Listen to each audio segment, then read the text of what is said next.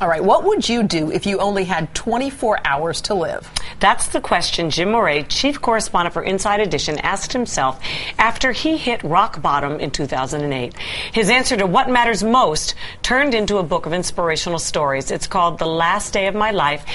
Jim sent it to me, I guess, back in November. I sat down, read it, could not put it down, was crying and called him right away and said, oh, my gosh, you've got to come on the show and tell Hoda and us about this book. I'm so glad you did. Thank welcome, you. welcome, and Happy New Year's. We're glad you didn't end it all, yes. And we're glad you're here with this book. Well, you know, I think that there are millions of people who have these feelings. A lot of people have lost their jobs, have lost their homes, or they're being threatened. Their retirement plans are gone. And I began to think that maybe I'm worth more dead than alive. Yeah. And I was driving on this very narrow road above Malibu Canyon one day, and I thought, this is the perfect spot. I could go over. It'll look like an accident.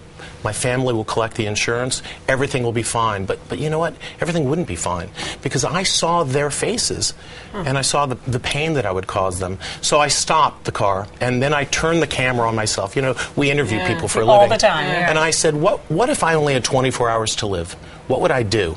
And I went home and I began writing. And that's how these stories evolved. And then your life changed as a result, too. Things got so much better. Changed dramatically. What was the story that you think is the biggest sort of takeaway from your book? That, first of all, you can't value your life based upon what's in your bank account. And your legacy has nothing to do with money. It's the people that you touch. It's the relationships you have. It's your character. It's the kind of person you are, the kind of sibling, the kind of parent. And I really think that your attitude shapes so much of your perspective. And when you go into things with a positive attitude and a positive energy and one of gratitude and joy, then it can change your whole life. So many people don't realize that you are the son, the biological son of James Darren, the original Moondog. He's one of the greatest looking men God ever made, next to Frank Gifford, the best looking man, and a sweetheart. You write very poignantly about your estrangement for many years from your father. How much of that had contributed, do you think, to where you were at that point at your lowest? Well, I think it's relationships with parents are always so complex, and my relationship with my father has always been give and take. It's very difficult.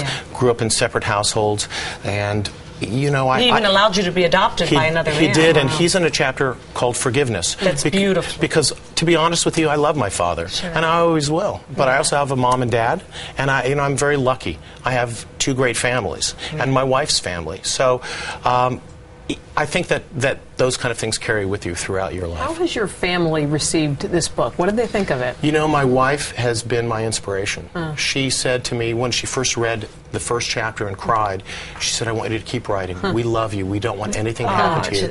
And she has enabled me. She said, I know I'm in a lot of these stories, but this is your story. Tell it. Be honest. My parents called and said, we're so proud of you. My wife said, we're proud of you. And my older daughters, 23 and 20, now know who their dad is. And they know that they're going to hit challenges, but they see how I'm facing them. And I think hopefully this will inspire them. And I look at this as a book of hope and empowerment. It's not a depressing book. The premise may sound down, but this is a book of hope in a time when so many people are experiencing despair. And hopelessness.